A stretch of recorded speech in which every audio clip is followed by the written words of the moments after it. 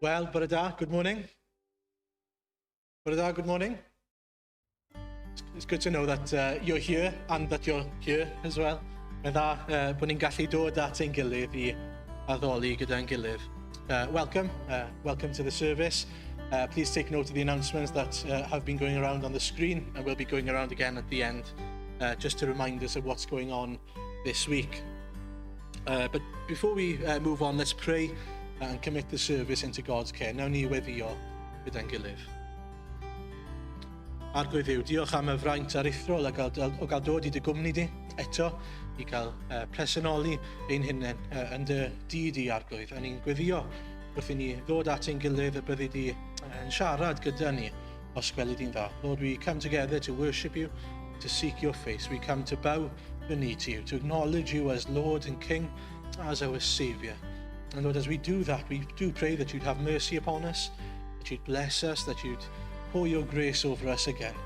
We thank you for the joy that it is to meet with you like this and to hear you speaking to us. And so please, we do pray, speak to us as we saw that you do speak last week, Father. We pray that you'd speak to us again for your name's sake and for your glory.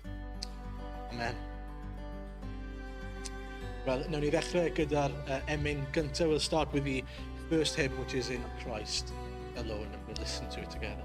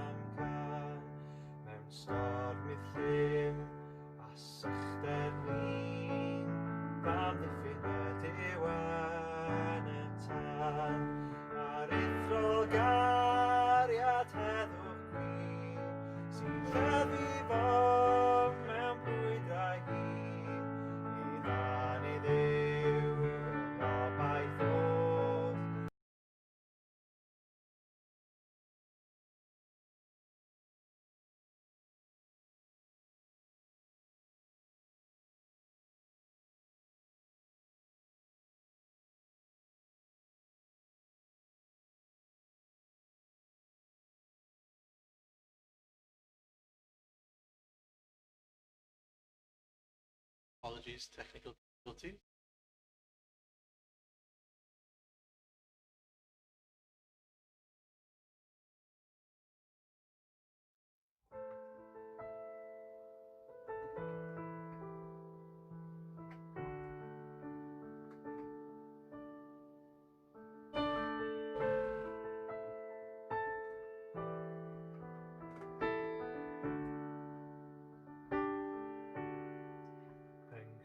Stay here, my gobaith I, efyn o lein i'n erth am can, mewn stormydd llym a sychder blin, fam ddiffyn y diwan y tan, a'r eithro gariad heddwch gwi, sy'n lleddu fo mewn bwydau hir, I ddan I ddiw, gobaith o'r, saf af yn byth yng nghariad Crist.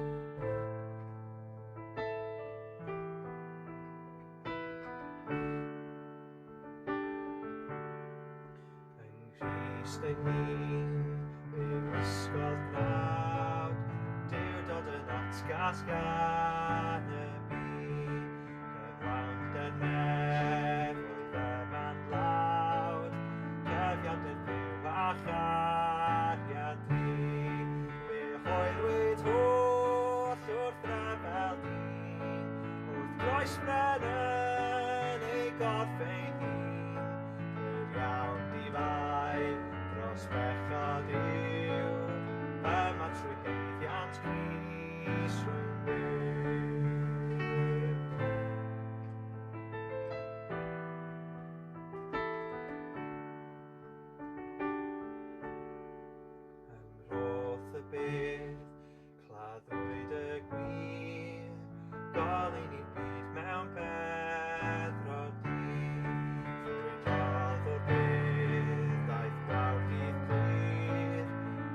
datgyfodiad Iesu Grist. A'i goncwest ef yw'n honquest i. Dwi'n heiddoi Crist, mae'n eiddoi mi. Nid oes gan anghydolyn mwy. Fe'n prynwyd trwy ei werth fawr waith.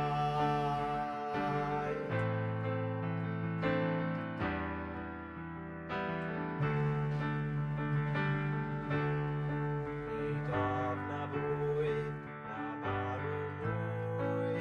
Fes dorodd a fael fangau tlawd. Gymeriad hyd fy myd. Iesu ar gwyth fy holl nawd. Cadair effa'n canllwyn dyn. Dwi'n gadar ynddo ef ei hun. O bydd ym mhoes, ebys y daw. Tafaf am bydd trwy allu Crist. Cadair effa'n canllwyn dyn. Dwi'n gadar ynddo ef ei hun. O bydd ym mhoes, ebys y daw. Tafaf am bydd trwy allu Crist.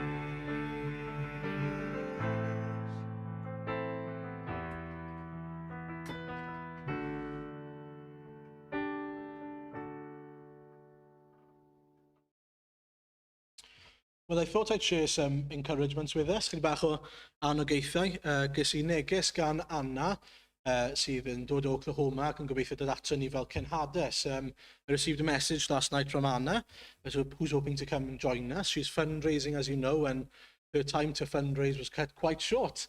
And it was that she needed something like $22,000 to be raised before December. Well, the amazing thing is how God is amazing. She's now only $4,000 away from reaching that goal. And so she is ahead of target, amazingly, and almost there. Praise God for that.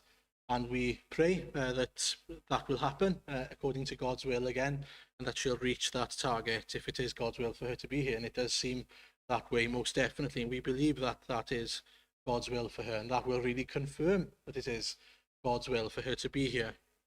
And secondly, then, I received a message from Simon and Becky, who are missionaries that we support in London. We've been praying for them, and if you have the WhatsApp group, you'll know about this. He had a swelling on the brain, and I received a message saying, and those of you who are friends on Facebook may have seen then, that he is now being discharged from hospital, and they were happy that after the antibiotics that hopefully everything will have been okay, but we still pray that everything is okay now and that everything will be completely dealt with. So I thought those were encouragements for us. Okay, well, we're going to listen to another video now, which is a video that really sort of encouraged me or inspired me and sparked perhaps the need for us to do a sort of series as we're going to be doing in Mark together. I mentioned last week that the plan is to do a series in the house group and then evangelistically in Mark. And this video is a video by a guy called Glenn Scrivener. And the question that he's asked to answer in 90 seconds is Jesus just a myth? And I think he answers it very well. Personally, you can tell me whether you think so or not yourselves after you've watched it and after the service. But please take a look at it and see how he essentially points to the Bible, the Word of God that is our evidence for trusting in Jesus. And so we'll watch the video together.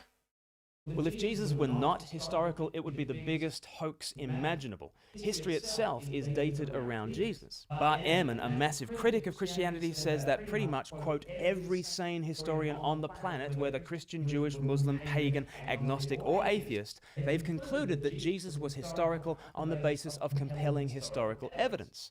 Whether we like it or not, says Ehrman, Jesus certainly existed. How can he be so sure? Well, there are stacks of independent sources. Matthew, Mark, Luke, John, Peter, James, then a dozen sources outside the Bible. These sources come from far too early to have given time for myth-making to develop, and these writings are far too inconvenient for those who are supposed to have fabricated them. Jesus existed. Virtually no one with any relevant expertise doubts it. So why does the question arise? I think it's because people recognize there's something legendary about Jesus. In the myths, there's a hero who saves the day through an epic sacrifice, and in the Gospels, we see Jesus doing just that. He's the ultimate hero. And maybe we think Jesus sounds like all the other stories, but here's something to consider. Maybe all the other stories sound like Jesus, because he is the true and original hero, the one who actually showed up in time and space. So press into the historical details, read the Gospels for yourself. There you will meet a figure of legendary proportions who is also a figure of real history. At that point, you'll make the most wonderful realization. The greatest story is actually true. So hopefully you'll see there and be encouraged by what he says. Press into that historical evidence that we have. Press into the Gospels. And that's what we're going to do. We're going to look at Mark and we're going to show people, hopefully. And please think about and pray about people now that in the new year you can invite to come and listen to what the Bible has to say, this historical piece of evidence that we have. Iawn, ni'n mynd i dreulio amser mewn gweddi nawr. Ni'n mynd i droi at yr arglwydd mewn gweddi. Let's pray together. Arglwydd Dduw, 'y ni mor ddiolchgar I ti am dy air di I ni. 'Y ni'n diolch Arglwydd I fod yn ddarn o hanes I ni, yn ddarn sydd yn dystiolaeth I ni o fodolaeth yr Arglwydd Iesu, yn cyfeirio ni at y gwirionedd yma am yr Arglwydd Iesu. We are so thankful to you and grateful to you that this historical document that we have points us to Jesus, his life as the Son of God who came down to save us from our sins, his obedience to you, Father God, his willingness to die in our place for our sins, his resurrection proving that he is more than a human being alone. Lord, his ascension showing that he now reigns with you at your right hand. Lord, we are just amazed that we have this book, this evidence in front of us that you've shown us who the Lord Jesus is and what he's done through it. Ac yn gweddio Arglwydd, helpa ni I ddefnyddio'r gair yma, y dystiolaeth yma, y llyfr yma sydd yn, fel y gwelson ni wrthos diwetha, yn dy air di yn cael ei lefaru I ni o ddydd I ddydd Arglwydd, mwyn dangos I bobl. Dyma yw ein awdurdod ni, dyma yw ein sail ni dros yr hyn I ni'n ei gredu Arglwydd. Lord, we are so thankful to you that we have this basis for our faith, this evidence. And yet we know, Father, that trying to prove something logically to someone is never going to make them believe because they need more than that. And so we pray as we show them the Lord Jesus in the gospel, as we show them the Lord Jesus in Mark, that we pray that your spirit would fall on them, that your spirit might mold them and melt them and break them, Father, that you would move among us in a powerful way. Arglwydd, diolch I ti, dy fod ti yn achub rhai, maddau ni'n anghofio hynny. I ni'n diolch I ti dy fod ti'n symud yn ein plith ni. A ni'n gweddio eto Arglwydd, bod ni ddim yn gweld hynny mor aml a byddwn ni'n dymuno. Ni'n gweddio I ti symud mewn ffordd grymus yn ein plith ni, os gwelid di'n dda. Lord, we are so aware that we want things to happen our way in our time. But we do pray, as we'll see in the word today, that you would help us to trust in your ways, your timings, in your sovereignty, your plans for us. Arglwydd, I ni'n diolch dy fod ti yn llywodraethu, yn goruwch llywodraethu fel brenin brenhinoedd ac arglwydd arglwyddi. Oherwydd Arglwydd, I ni'n gwybod os byddai fe'n dibynnu arno ni, byddai ni'n fethiannau llwyr Arglwydd. And so, Lord, we are so thankful that everything does depend on you, that we are not dependent on ourselves. Lord, when those times occur, and we'll see them, one of them today, where things are happening and we don't understand what you're doing among us. We don't understand why it seems like the enemy is prevailing among us. We just pray, Father, that you would remind us that you are ultimately a God who does good things, that you are one who has good plans for us. Encourage us with that today, Father, because we do look around us and we do see the condition of the world. We do see these pandemics happening and these big things going wrong in the world, Father, and we We don't know what's going on. We don't know what you're doing among us. Well, we seek you now again. We pray, Father, show us. Show us what you're teaching us through this. Show us what you're telling us. Guide us, we pray, and have your way among us. We want to be a people who are in tune, in step with the Holy Spirit. And so we do put ourselves under you now, under your authority. We bow the knee to you and say, have your way among us. Arglwydd felly, ni'n gofyn wrth i ni ddygeisio di yn y gair nawr I ti ymwneud â ni mewn ffordd grymus unwaith eto. Lord, deal with us according to your purposes through your word. We are so thankful to you that this word speaks to us, that you speak through it today, and that you will speak through it this morning again. Help us to have open ears to listen and to apply this word as we receive it. Felly arglwydd, derbyn ein mawl ni a'n diolch ni. Amen. Bod ni'n gofyn y cyfan yr gogoniant a mawl I denw di. Amen. OK, wel heddi ni'n edrych ar Habakkuk. Mae'r darlleniad yn dod o Habakkuk 1 hyd at chydig adnodau mewn I Habakkuk 2. Today we're looking at Habakkuk, and we're going to be looking at really chapters 1 and 2, but the reading is especially from chapter 1 then to the first couple of verses in chapter 2 as well. So I'll read in Welsh, it'll be up in English on the screen. Cwyn Habakkuk. Yr oracl a dderbyniodd Habakkuk y proffwyd mewn gweledigaeth. Am ba hyd arglwydd y gweithaf am gymorth a thithau heb rando, ac y llefaf arnat trais a thithau heb waredi. Pam y peri I mi edrych ar ddygioni a gwneud I mi weld trallod, anrhaith a thrais sydd o'n blaen, cynnen a therfysg yn codi.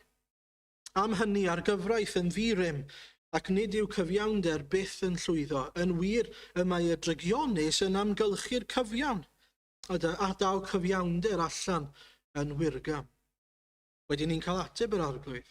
Edrychwch ymysg y cenhedloedd, a sylwch, rhyfeddwch a byddwch wedi'ch syfrdanu, oherwydd yn eich dyddiau chwi rwyf yn gwneud gwaith na choeliech pe dywedid wrthych. Oherwydd wele, rwyf yn codi'r Caldeaid, y genedl greulon a gwyllt, sy'n ymdaith ledled y ddeiar, I feddiannu cartrefi nad ydynt yn eiddo iddynt. Arswydus ac ofnadwy ydynt, yn dilyn eu rheolau a eu hawdurdod eu hunain. Y mae ei merch yn gyflymach na'r llewpard, yn ddycnach na'i bleiddiaid yr hwyr, ac yn ysu am fynd. Daw I farchogion o bell, yn ehedeg fel fwltur, yn brysio at ysglyfaeth. Dont I gyd I dreisio a bydd dychryn o'i blaen. Casglant geithion rif y tywod. Gwawdiant frenhinoedd a dirmygant arweinwyr. Dirmygant bob amddiffynfa, a gosod gwarchau i'w meddiannu. Yna rhithrant heibio fel gwynt, dynion eog a wnaeth fyw o'i nerth. Wedyn mae Habakkuk yn cwyno eto. Ond nid wyt ti erioed o arglwydd, fy niw sanctaeth na fyddi farw, o arglwydd ti ei penododd I farn. O graig ti a'i dewisiodd I ddwy'n cerydd. Ti sydd â lygaid yn rhy bir I edrych ar ddrwg, ac na lluoddef camwri. Pam y goddefi bobl dwyllodrus, a bod yn ddistaw pan fydd y drygionus yn traflyncu yn mwy cyfiawn ag ef ei hun. Pam y gwneud bobl fel pysgod y môr, fel ymlusgiaid heb neb i'w rheoli. Coda hwy I fyny a bach, bob un ohonynt, a'i dal mewn rhwydau, a'i casglu a llusgrwydau. Yna mae'n llawenhau ac yn gorfoleddu. Yn cyflwyno aberth i'w rhwydau ac yn arogydarthu i'w llusgrwydau. A mae trwyddynt hwy y caiff fyw'n fras a bwyta'n foethus. A dyw felly I wagio'r rhwydau ddiwedd, a lladd cenhedloedd yn ddidostir. Safaf ar fy nisgwylfa, a chymryd fy safle ar y tŵr. Syllaf I weld beth a ddywed wrthyf, a beth fydd ei ateb I'm cwyn. Atebodd yr arglwydd fi. Amen. Well, as I said, then we're going to look at chapters 1 and 2, really, of Habakkuk. And just to get some context, first of all, then, things weren't great for Judah, which was southern Israel at this point. So at this point, Israel had been split up into two sections, if you like. And so southern Israel was called Judah in Habakkuk's day. And they definitely weren't living as God's people in a godly way. They weren't living for God, and they could see other countries around them flourishing, strengthening, growing up sort of around them, engulfing them, if you like.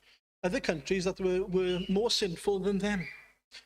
And Habakkuk could see that Babylon then were strengthening, especially around them. And they were worried because that was a threat, obviously, to the people of Israel or of Judah.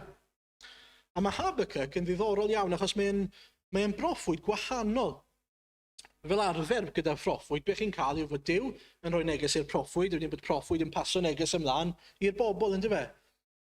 Ond gyda Habakkuk, beth sydd gyda ni fan hyn yw sgwrs rhwng Duw a Habakkuk. Sgwrs sydd bron yn teimlo'n bersonol rhwng Duw a Habakkuk. A beth ni'n gweld wedyn yw fod y bobl yn cael darllen y sgwrs yma nes ymlaen. Pobl fel ni nawr yn cael darllen y sgwrs yma. A mae Habakkuk yn dod â y cwyn yma ger bron Duw.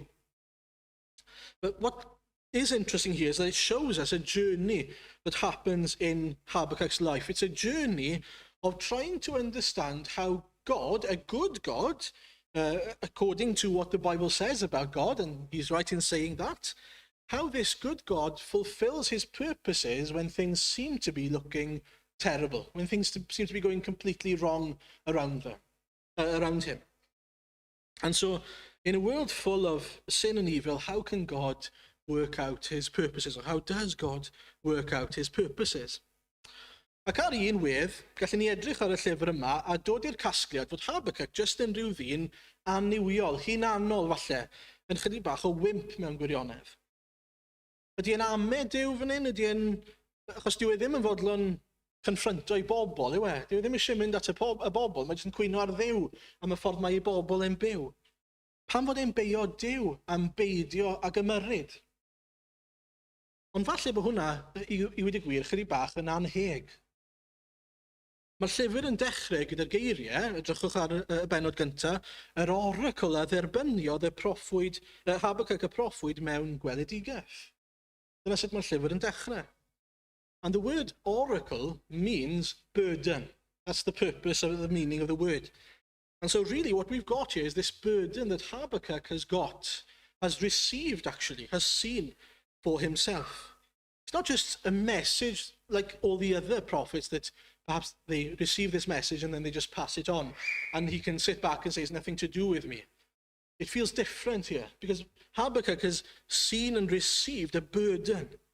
God has allowed him to see things in a very different way, hasn't he? He's allowed Habakkuk to see things the way God sees them. And with that comes a weight. That's why it's called a burden. There's a specific burden that comes if you've got a burden for someone. It's heavy, isn't it? It's heavy to carry.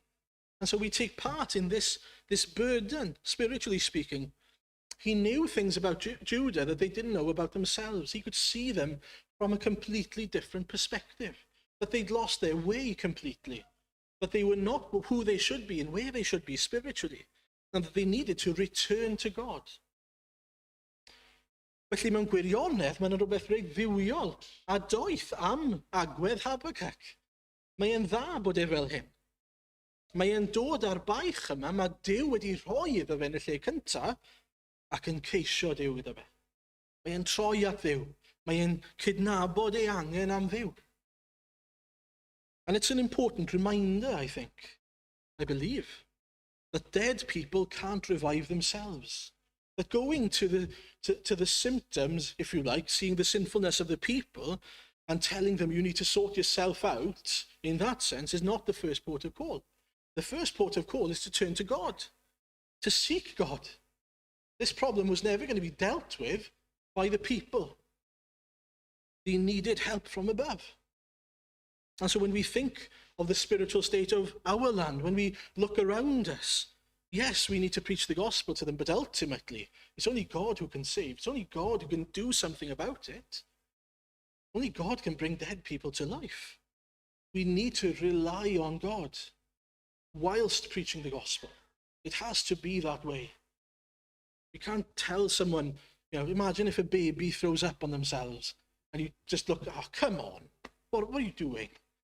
Clean yourself up, sort yourself out. Imagine if you did that to your, newborn baby. Oh, come on, you're a mess. Clean yourself up.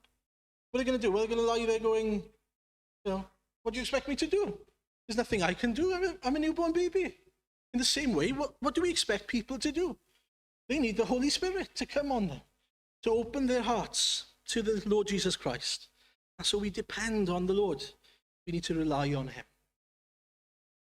Okay, so yn nhermau strwythur yn Habakkuk, mae gyda ni sgwrs. Dyma sy'n digwydd yn Habakkuk.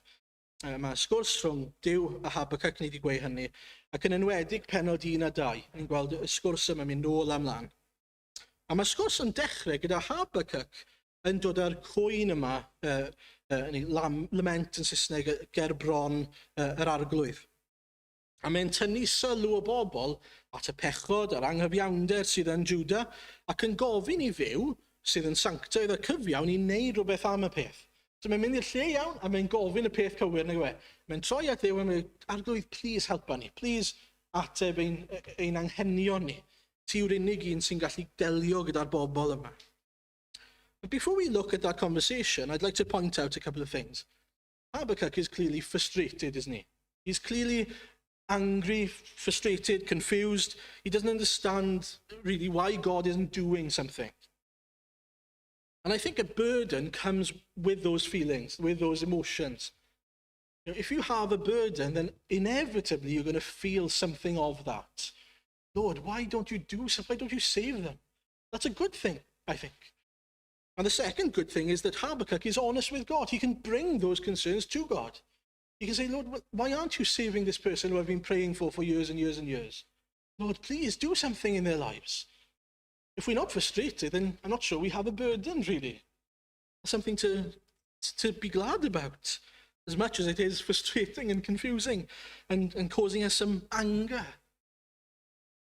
And thirdly, then, the good news is that God can do something about it. He's coming to the right place, as I said. God has an answer to all his worries, all his concerns. That is his hope, knowing that he is coming to the one who is able to help. It's funny, isn't it? When something goes wrong in the house, the kids always come to me or Eli. They don't go to their brother or sister. They come to the ones who know, how to fix something that's gone wrong. They know where to go. They know where to go, to the source, to the one who is able to help. Do we know where to go? Do we turn to the Lord rather than trying to fix our own messes or the messes of other people?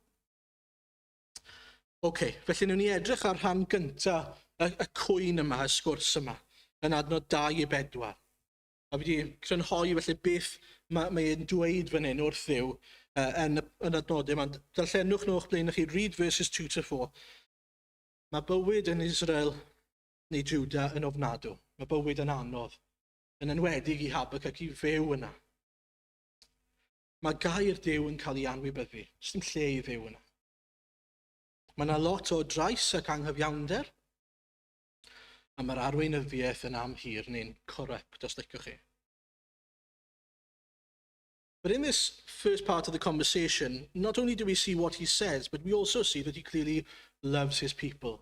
He clearly has, it's not just a burden that is forced on him. He loves his people and he loves God.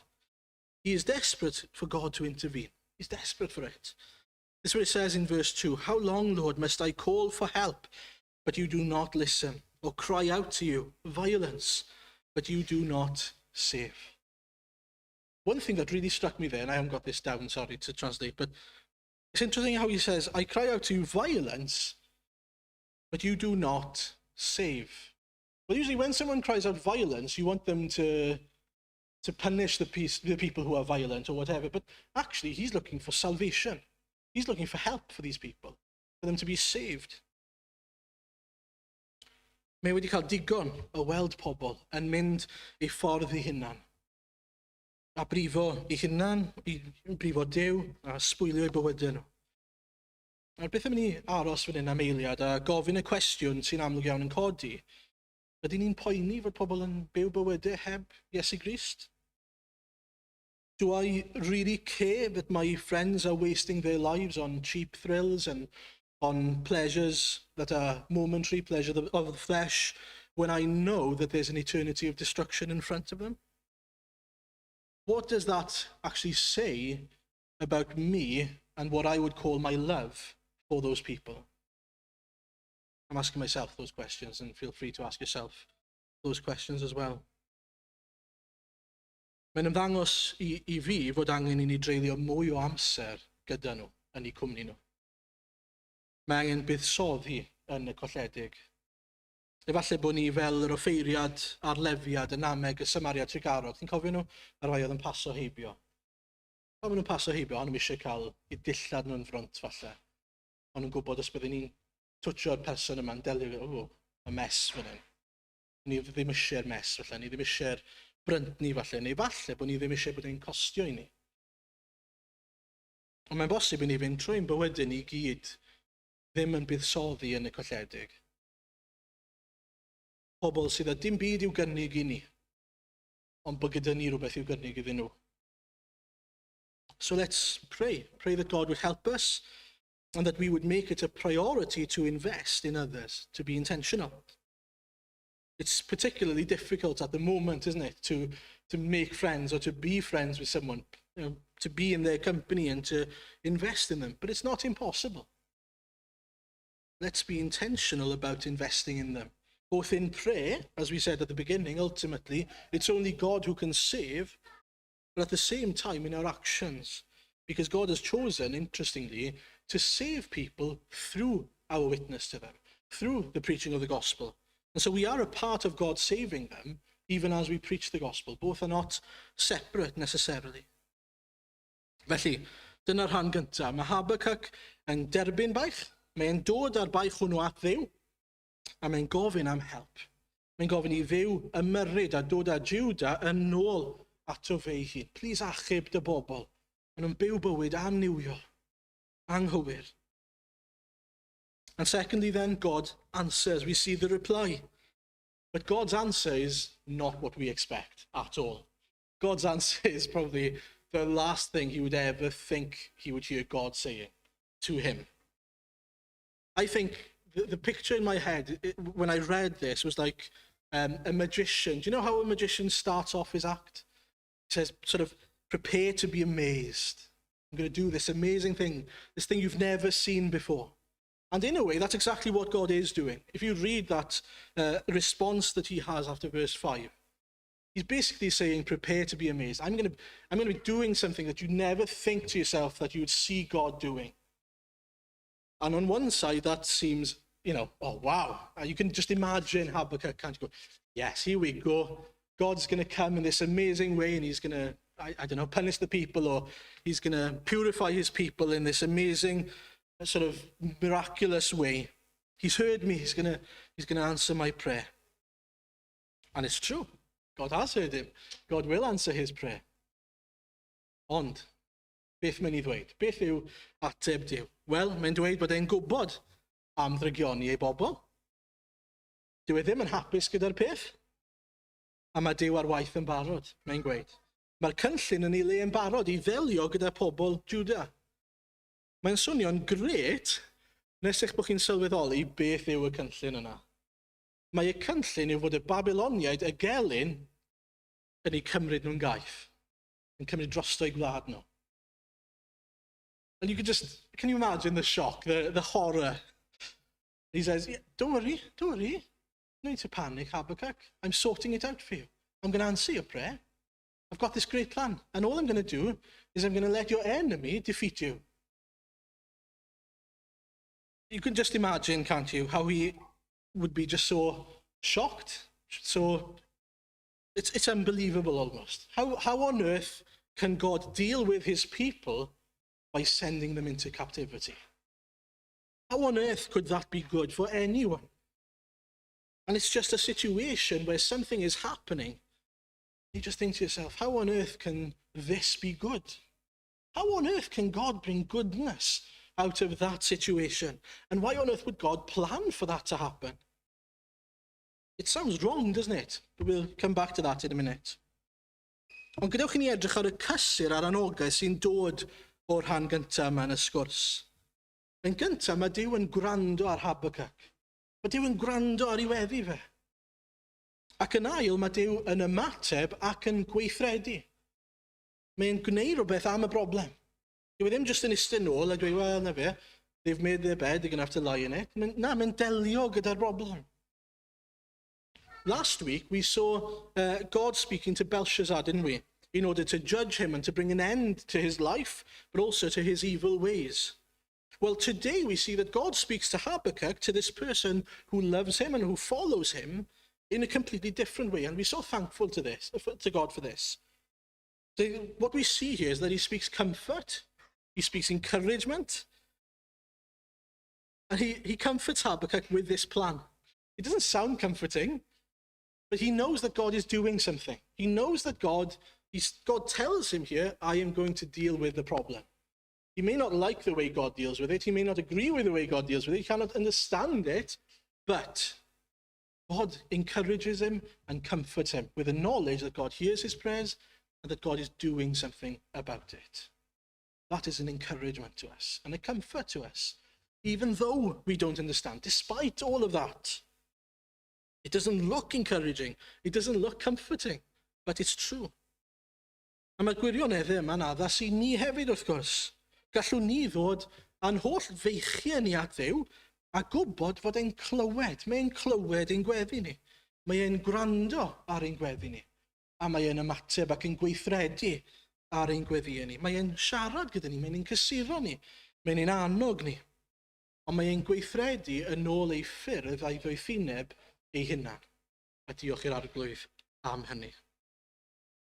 Ni wedi profi hynny yn yr eglwys yma yn ddiweddar. Mae yna rhywun wedi cael ei achub yn ddiweddar yn ystod y lockdown. O'n i wedi bod yn gweddio am y person yna ers blynyddoedd, ers cyn i fi gyrraedd yr eglwys. Chymod, pam?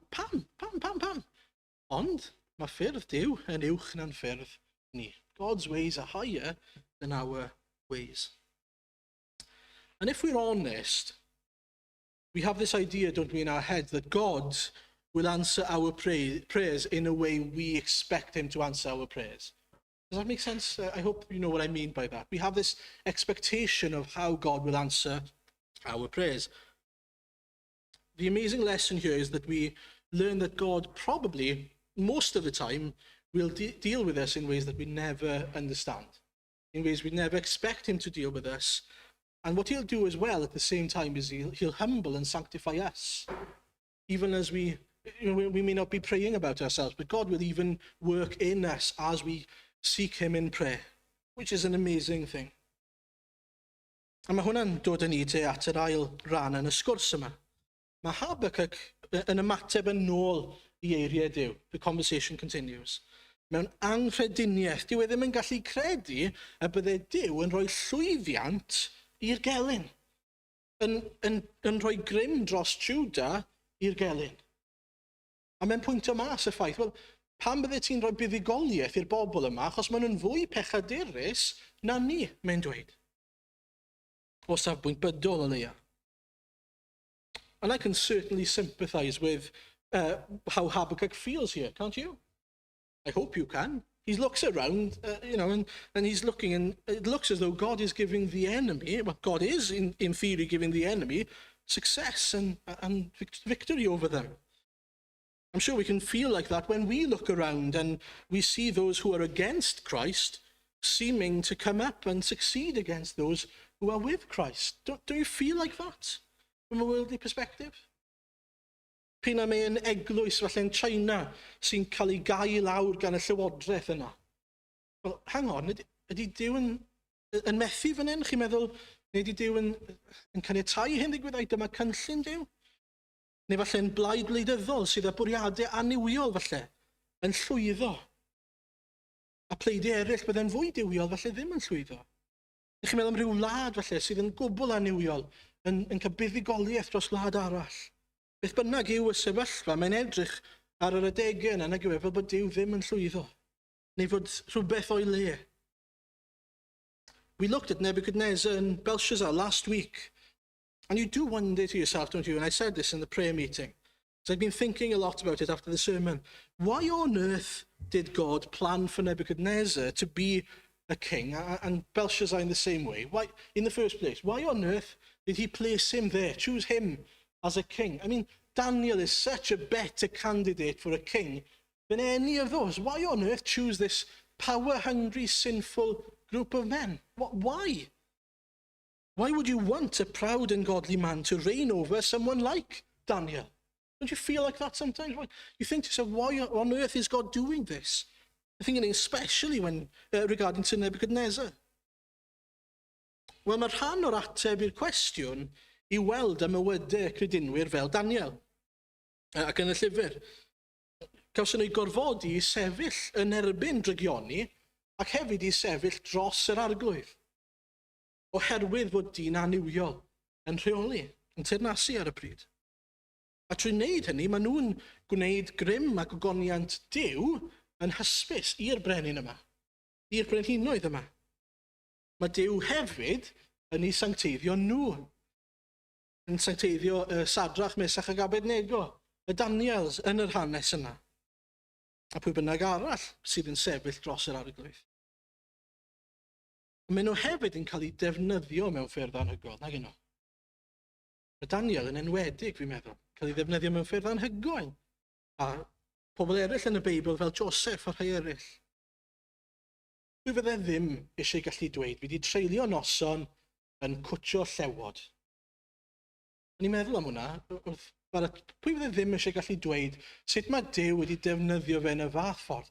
Dim byd i'n neud â fe, ond oherwydd bod e wedi bod yn ffyddlon i'r arglwydd. Pwy sydd ddim eisiau bod yn rhan o wirthiau Duw? But secondly then, look at how God not just dealt with the people who belonged to him, but then how he brought Nebuchadnezzar himself from opposition to humiliation and then to a relationship with him. Amazing. That journey that Nebuchadnezzar and many others have taken, from being proud and opposed and thinking that they can come up against God, to being humiliated, brought down, broken by God, to ultimately then being back up again, restored to a relationship with God. It's amazing how God can break through, even the most powerful of men across the world.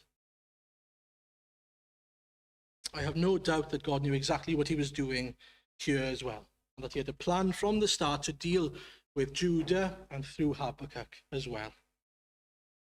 Felly, sut dylen ni ymateb os nad ydyn ni'n deall ffyrdd Duw? Sut dylen ni ymateb? Wel, beth mae Habakkuk yn ei wneud? Mae e'n disgwyl wrth yr arglwydd. Os chi'n edrych ar ddechrau pennod 2, dyma sut mae'n dechrau. Safaf ar fy nisgwylfa a chymryd fy safle ar y tŵr. Syllaf i weld beth a ddywed wrthyf. Beth fydd ei ateb i'm cwyn. He clearly wants an answer. He knows that if the answer lies with God, I've got to seek God. I've got to wait on God. There's something in that, I think. He says that he's waiting for the answer that he is to give to the people of Judah. He knows that there's something to say.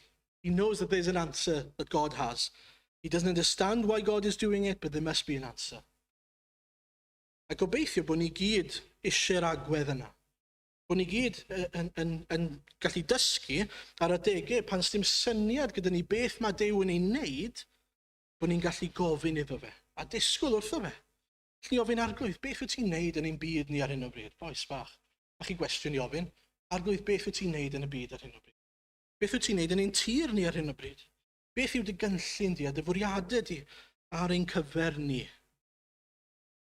And maybe when we don't get the answer we want, and we don't get the answer when we want it, but in God's timing, he will show us. It might even be after the fact. It might well be after the fact that we see that there is an answer. But God will provide the answer in his own time. And the amazing thing is that God's answers are always good. They're good for us. They're always for the sake of his people. And this is the answer that he gives to Habakkuk, to his question. which doesn't really answer the question, really, in terms of the specifics, but he does give enough of the answer. Os wnawn ni edrych ar penod 2, adnod 2 ymlaen. Mae'n dweud wrthyn ni fod Duw yn mynd i adfer ei bobl yn yr amser iawn. Mae'n dweud fod Duw yn mynd i ddarostwng y rhai balch. Mae'n dweud fod Duw yn defnyddio cenhedloedd gwirgam, dyw hynny ddim yn golygu bod e'n cytuno gyda'i ffordd nhw o fyw. Mae'n dweud yn y diwedd y bydd pob un balch yn cael ei darostwng. Dim os pwy yw nhw, Penuel Juda neu'n Babylon. A mae Duw yn mynd ymlaen i sôn am pa fath o ddrygioni fydd e'n cosbi hefyd. Gorthrymder, pobl yn cymryd mantes o'r clodion, cymryd gweision yn gaeth, colli rheolaeth, a mynd yn ôl chwanter cnawd. Here are some of the things God says from verse 15 onwards.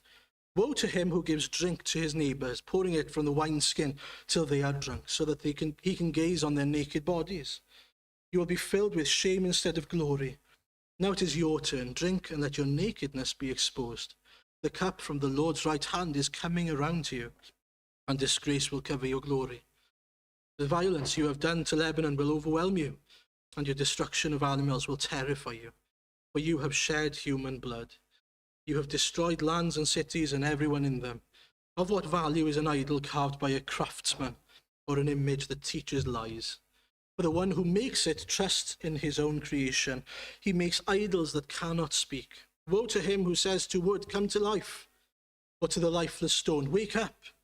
Can it give guidance? It is covered with gold and silver. There is no breath in it, and the Lord is in his holy temple. Let all the earth be silent before him. Felly mae'n glir I ni bydd Duw yn dod â barn ar unrhyw un sydd yn byw bywyd mewn ffordd anghyfiawn, yn mynd ar ôl y diwiau ffals yma, yr elunod yma. Mae'n gysur I ni bod dim un pechod yn mynd yn ddigosb. Pe na mae Iesu mynd I ddelio gyda nhw ar ein rhan ni, neu bydden nhw'n gofod delio gyda'i pechod nhw. Wel, ni'n mynd I orffen heddi trwy ystyried yr hyn sy'n debyg a'r hyn sy'n wahanol am bobl Juda a Babylon. The first thing we see is that Judah and Babylon are both sinful and proud. They're both the same. And none of them deserve for God to do anything for them. I want you to notice that. They don't deserve any of it. What they deserve is to be humbled. And they will be humbled one day. But the amazing thing is that Judah has been chosen by God to be a people, a nation for himself. He's promised a saviour from among them for the people that he has chosen. And so if he destroys them, he won't be able to fulfill that promise. And because of that then, God deals with Babylon and Judah in very different ways. Mewn gras, mae pobl Judah yn cael eu caethgleidio, eu darostwng ydyn, ond pam? Mwyn iddyn nhw gael eu hadfer, dod nhw nôl at Dduw. Dyw e ddim yn anghofio amdanyn nhw, dyn nhw ddim wedi cael eu chwalu'n llwyr. Ond mae Babylon yn wahanol, mae nhw'n cael eu dinistrio yn wyth ac am byth yn y pen draw mewn barn. Doedd Duw ddim am ollwng ei afael ar Juda, ond roedd yn rhaid iddyn nhw brofi bywyd heb ffafr Duw, heb fod llaw Duw arnyn nhw. Am gyfnod fel bod Duw yn gallu dod yn nôl ato fe. And we know how the story ends, don't we? We know that Babylon was crushed around 550 before Christ. And that the opposite is true for Judah, that from Judah came the one who would save us from our sins, the Lord Jesus. From Judah came the one who would bring salvation, not only to Judah, but to the world. And so that God kept them throughout this horrible period for them, this terrible period, where Habakkuk had no idea what was going on, but God knew exactly what he was doing. It's amazing to look back and to see God's hand upon them in the captivity, in bringing them there, in taking them there. And through that, humbling them and revealing their need for them to seek God again and to bring them out of captivity. And what does he do throughout this? Well, he shows them his power, his grace, his faithfulness, and his glory. That's what we see here throughout all of this, and it's amazing. A fi'n credu bod e'n gysgod o'r efengil I ni. Ni'n gweld bod ni yn yr un ffordd yma y pobl Juda fan hyn yn cael ein arwain yn gaeth i'n pechod ni. Ni'n stuck yn ein pechod ni. Ond dyn ni ddim yn cael ein dal yn ein pechod ni mwyn i ni farw yn ein pechod. I ni yn ein pechod, ond mae yna un sydd yn dod i'n rhyddhau ni. Mae yna un sydd yn dod mwyn i'n hadfer ni i berthynas iawn gyda Duw. A dim ond un sy'n gallu gwneud hynny. Ac yn yr un ffordd yma, y pobl Juda yn cael eu hadfer o afel y Babyloniaid a'r Persiaid nes ymlaen. I ni'n cael ein rhyddhau o afel Satan, o afel marwolaeth i berthynas iawn gyda Duw. Yn anhygoel, y ffordd mae Duw yn dangos ei allu a'i rym yn gymaint mwy wrth gwrs yn yr Efengyl na mae e hyd yn oed yn yr hanes yma. And do you know what else is amazing? Whatever God is doing in the world right now, and I'll be honest with you, I have absolutely no idea what God's plans are at the moment. I'm not sure how he's going to use this pandemic. I'm not sure what's going on in most countries that surround us at the moment. I haven't got a clue what he's doing. But I can tell you this. God has a plan, and it's a good plan. Whatever it is, it's a good plan. He's still sovereign, he's still in charge, and he is working out his purposes. Do you believe that? Do you trust in that? That God has a good plan. And that plan includes you as well in that. Secondly, God may well be humbling his people. God may well be humbling people either who are against him or who are for him. People might well be living lives that they shouldn't be living. And he's telling them, you need to seek me. You need to bow the knee and return to me. May well be. Or he might be telling those of us who are the Habakkuk's in this situation. I know you don't understand. I know you don't know how this could possibly be good. But you need to trust in my ways. You need to exercise your faith. You need to trust that my ways are good. My ways are higher than your ways. You need to trust in me, even though it looks like everyone else is coming up against us and even being given victory over us. And they may well be for the short term. Ultimately, God will succeed in all his purposes. Ac yn olaf, allai addo, pan fyddwn ni'n edrych yn ôl ar unrhyw a phob sefyllfa anodd i ni yn ei wynebu, fe fyddwch chi yn gweld grym, gras, ffyddlondeb a gogoniant Duw. You will see those things. His power, his grace, his faithfulness and his glory. You will see them. Felly beth mae Duw yn ei ddweud wrthoch chi heddiw? Sut mae Duw am ymwneud â chi? Beth mae eisiau chi i weld neu wneud, neu sut allwch chi ymateb i'r darn yma? Yn gweddi yw, a gobeithio'ch gweddi chi, yw tyrd ysbryd agor yn llygyd ni i weld yr hyn ti am i weld ac i wneud yr hyn ti am i ni wneud. Gogoniant yw enw fe. Amen. Well, we're going to listen to a hymn which is called I Will Trust My Saviour Jesus to finish.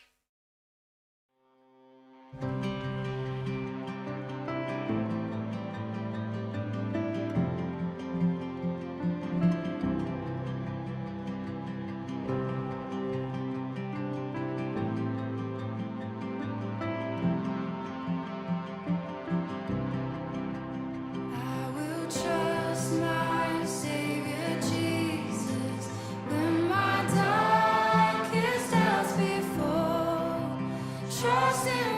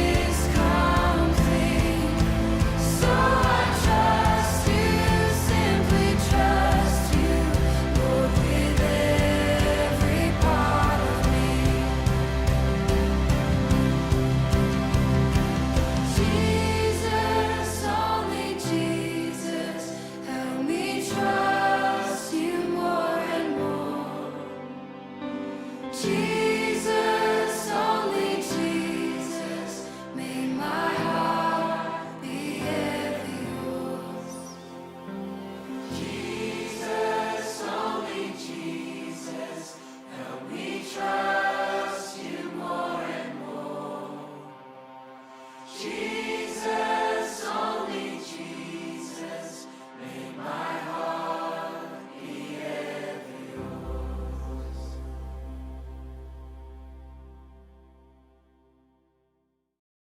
Lord, we are so thankful for your goodness, your sovereignty. And Lord, we have no reason to believe that anything you have planned for us is bad for us. History shows, the gospel shows that your ways are higher and better and are perfect for us. Lord, we ask for your help to trust in your unfailing ways, in your unfailing love. We are so grateful that we can trust in you, that you are trustworthy. Help us, Lord, to put our faith in you and to ask you to guide us and to help us to be faithful to you in everything that you've called us to do, whether it be preaching of the gospel, remaining faithful in our lives, in our relationships, everything, Father, that you've called us to do. And we pray that you would show your power, your grace, your faithfulness and your glory in all these things. We ask it for your name's sake. Amen.